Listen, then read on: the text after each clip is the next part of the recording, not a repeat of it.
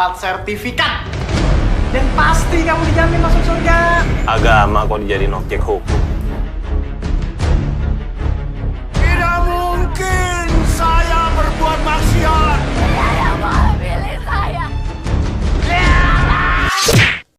Yo, halo para dablek dimanapun kalian berada, kumaha Dramang. Di video kali ini Ece akan membawakan alur cerita film yang berjudul Mengaku Rasul yang pernah rilis di tahun 2008. Film ini mengisahkan tentang seorang kiai yang mengaku sebagai Rasul yang diutus oleh Sang Maha Kuasa untuk mengajarkan ajaran Islam yang baru. Dan yang lebih parah lagi, kiai ini menjadikan padepokan sebagai lahan bisnis untuk meraup keuntungan pribadi serta mencabuli para santri wanita dengan menjamin akan masuk surga. Waduh, parah guys. Film yang sempat kontroversi ini sempat jadi perbincangan hangat di dunia perfilman nih guys.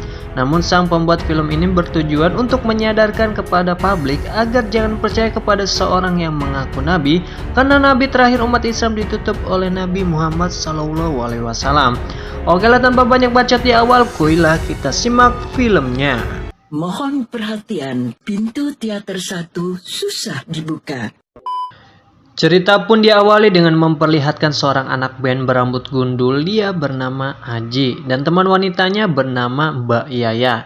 Namun tak disangka pacar Aji pun datang yang bernama Rianti, yang tak sengaja melihat Aji sedang berpelukan dengan wanita lain.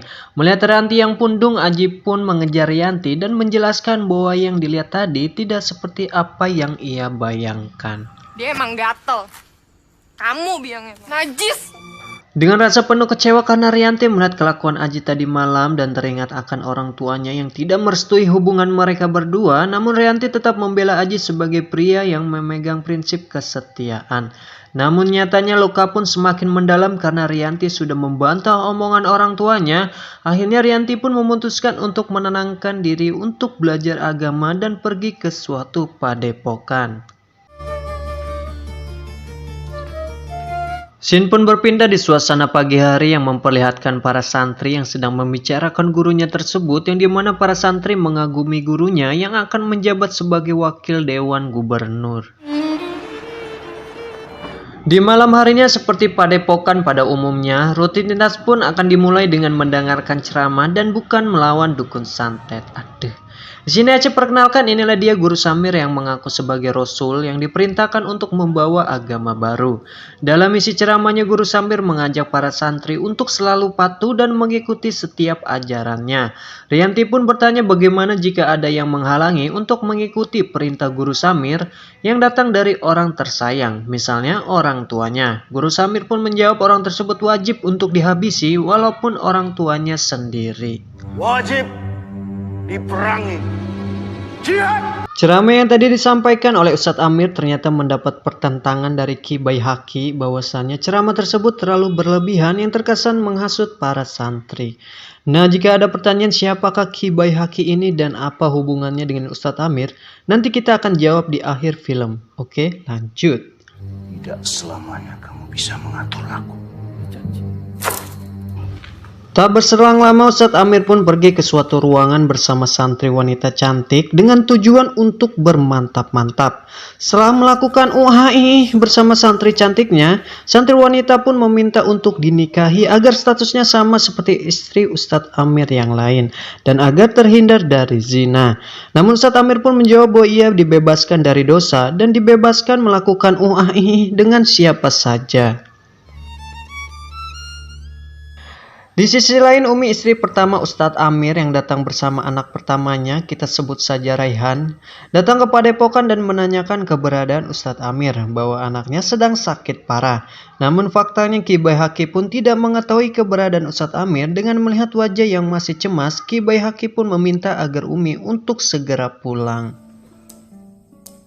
Tak berselang lama, Ustadz Amir pun datang dan membawa anak bungsunya pergi untuk berobat. Ditakutkan anaknya tersebut terkena penyakit COVID-19. Bercanda guys. Keesokan harinya tadi sangka Aji datang ke padepokan untuk belajar ilmu agama. Namun Aji dibuat bingung ketika dirinya baru saja ingin memasuki ruangan pendaftaran melihat seorang wanita seksi dan beberapa orang preman yang baru saja keluar dari ruangan tersebut. Di sini Aji mulai timbul banyak kejanggalan ketika Aji melihat formulir pendaftaran yang amat sangat mahal yang ditawarkan oleh para santri. Bahwasanya padepokan ini juga menawarkan paket belajar agama eksklusif yang nantinya akan mendapat doa langsung dari Ustadz Amir dan dijamin akan masuk surga. Aji pun tak sekonyong-konyong tergiur dengan tawaran konyol tersebut karena menurutnya tawaran itu sungguh menyesatkan. Tak berselang lama Aji yang melihat Ustadz Amir yang ada di sana langsung menyindir Ustadz Amir dengan mengatakan jangan jadikan agama dan padepokan sebagai lahan bisnis untuk mencari keuntungan pribadi. Agama kok dijadiin objek hukum. Rianti yang melihat Aji di padepokan menanyakan langsung perihal mengapa dirinya ada di tempat ini. Aji pun menjelaskan bahwa ia diperintahkan orang tua Rianti untuk mengajak Rianti pulang. Namun Rianti menolak ajakannya tersebut dengan alasan Rianti ingin fokus belajar agama agar dirinya lebih baik menjalani kehidupan ini. Tanpa sengaja Aji dan Rianti melihat Ustadz Samir yang datang ke suatu tempat, bahwa tempat tersebut konon dijadikan Ustadz Samir untuk bertafakur dan meminta petunjuk agar umatnya terhindar dari dosa. Namun faktanya Aji yang penasaran mendatangi tempat tersebut dan melihat Ustadz Samir yang sedang ingin berzina dengan salah satu santri wanita.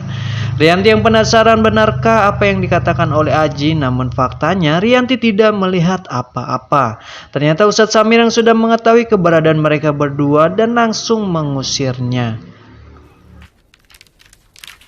Ketika kembali ke padepokan, betapa dikejutkannya ketika Aji melihat Ustadz Samir yang sedang melatih para santri. Bahwasannya tidak mungkin Ustadz Samir berada di dua tempat secara bersamaan. Rianti pun menjelaskan bahwa tidak ada yang tidak mungkin di dunia ini, bahwa Ustadz Samir juga memiliki jurus Kage Bunshin yang dapat melipat gandakan tubuhnya, karena Ustadz Samir adalah seorang rasul. Aku nggak percaya. Nggak ada seseorang yang berada di dua tempat secara sekaligus. Raihan yang bertemu Aji di kala itu menceritakan semua tentang asal-muasal padepokan ini, bahwa padepokan ini dulunya merupakan padepokan yang mengajarkan syariat Islam dengan benar. Namun semuanya berubah ketika Ustadz Samir menggantikan posisi ayahnya dan merubah semua ajaran yang ada di padepokan ini. Aji yang penasaran kemanakah ayahnya Raihan, Raihan pun menjawab ayahnya mati gantung diri. Jika ada pertanyaan apakah benar ayah Raihan mati gantung diri atau dibunuh oleh Ustadz Samir, entahlah. Hanya sutradara yang tahu. Scene pun berpindah yang memperlihatkan Ustadz Samir yang sedang berritual ala dukun santet, yang dimana Ustadz Samir datang dalam mimpi Aji dan memukuli Aji sampai babak belur. Ketika Aji bangun dari mimpinya tersebut menjadi kenyataan di dunia nyata. Hal ini dilakukan karena Ustadz Samir sangat membenci Aji yang selalu ikut campur masalah dirinya. Menyadari kejadian tadi malam adalah perbuatan Ustadz Samir, Aji pun langsung mendatangi padepokan dan ingin memberi peringatan kepada Ustadz Samir. Namun ketika sudah bertemu, Ustadz Samir pun menyangkal bahwa tidak mungkin seorang rasul melakukan hal tersebut karena dirinya adalah orang yang suci. Jangan-jangan si Aji ini gebukin sama setan kali. Adegan pun berpindah yang dimana memperlihatkan salah satu santri wanita yang sedang mual-mual di toilet. Melihat kejadian tersebut, orang tua si wanita pun menanyakan apakah yang sebenarnya terjadi. Dan anaknya pun mengatakan bahwa dirinya sedang mengandung anak dari Ustadz Samir. Mengetahui hal tersebut, orang tua si wanita pun tidak terima bahwa anaknya dihamili dan akan meminta pertanggungjawaban. Orang tua santri pun mendatangi padepokan bersama para warga yang lain, bahwa padepokan ini sudah amat sesat karena sering mencabuli para santri wanita.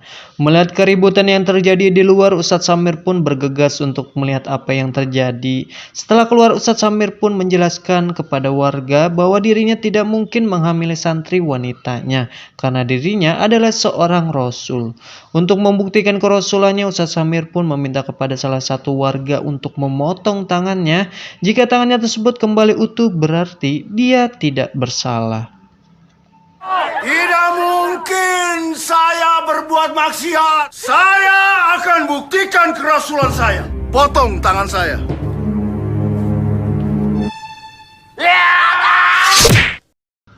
Para warga pun terkejut ketika melihat lengan Ustadz Samir yang kembali utuh. Dengan menyaksikan fenomena ini menambah kepercayaan para warga bahwa Ustadz Samir adalah benar-benar seorang rasul.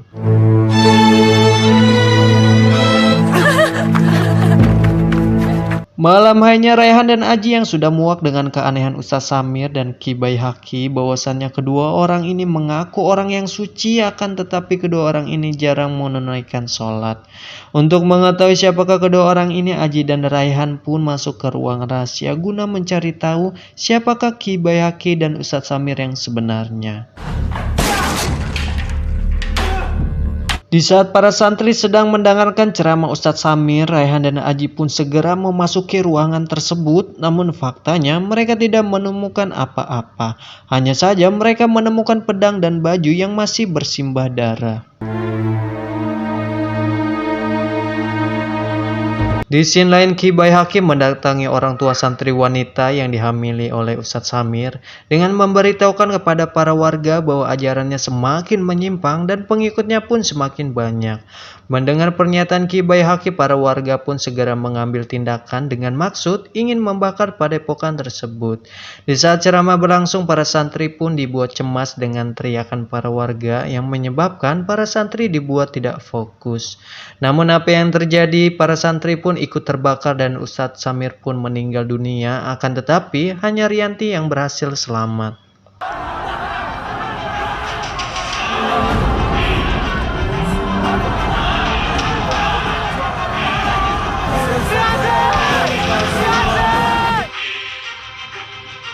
Mendengar kematian Ustadz Samir yang ramai di kala itu, para warga pun ngegibah sambil menikmati hasil panennya. Namun para penduduk desa pun dikejutkan bahwa Ustadz Samir bangkit kembali dan hadir di tengah-tengah penduduk dan menjadi berita viral di mana-mana. Entah Ustadz Samir yang dibangkitkan oleh Edo Tensei atau bukan, tapi yang pasti menjadikan para penduduk semakin percaya bahwa ia benar-benar seorang rasul. Seorang pembawa pencerahan bagi umat. Aji yang berada di rumah sakit yang sedang menemani Rianti dirawat seketika terkejut melihat Ustadz Samir yang hidup kembali di salah satu berita TV. Setelah melihat berita tersebut, Aji pun kembali ke kamar Rianti untuk memastikan bahwa Rianti dalam keadaan baik-baik saja. Namun faktanya Rianti sudah tidak ada di kamarnya. Kembalinya Rianti ke padepokan yang dijemput oleh wakil gubernur atas perintah Ustadz Samir. Di sini baru diketahui bahwa Ustadz Samir tidak akan melepaskan Rianti karena Ustadz Samir berniat untuk menikahinya. Raihan yang menjelaskan kepada Aji bahwa Ustadz Samir akan menikahi Rianti. Aji pun tak menyangka bahwa dirinya akan kalah dalam soal percintaan. Seketika Umi, istri pertama Ustadz Samir, yang tidak sengaja mendengar percakapan mereka berdua, ikhlas apabila Rianti menikah dengan suaminya tersebut. Ini sih bukan kehendak Tuhan, tapi kehendak setan. Di sini pun Umi menceritakan semua bahwa Ustadz Samir menikahi Umi hanya karena ingin menguasai padepokan dan ingin merubah rukun Islam serta ingin mencabuli para santri wanita untuk melampiaskan nafsu bejatnya. Di sini baru terungkap siapakah Ki Baihaqi yang sebenarnya. Umi pun memberitahukan kepada Aji bahwa Ustadz Samir dan Ki Baihaqi adalah saudara kembar namun dua kepribadian yang berbeda. Dapat disimpulkan bahwa kejadian di saat Aji melihat Ustadz Samir sedang melatih para santri, dia adalah Ki Baihaqi, dan di saat lengannya terpotong dia juga Ki Baihaqi, dan di saat Ustadz Samir terbakar orang tersebut adalah Ki Baihaqi. Mengetahui kejadian yang sesungguhnya, Aji dan Raihan pun mendatangi kuburan Ustadz Samir untuk memastikan bahwa Ustadz Samir tidak memiliki jurus Kage Bunshin no Jutsu.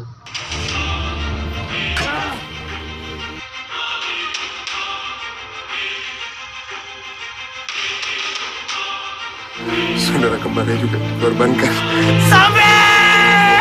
Di scene lain, pernikahan Ustadz Samir dan Rianti pun sedang berlangsung tanpa dihadirinya seorang wali, karena menurut Ustadz Samir adanya wali hanya untuk golongan manusia biasa. Di saat proses sudah selesai, kini waktunya kencing enak, namun tiba-tiba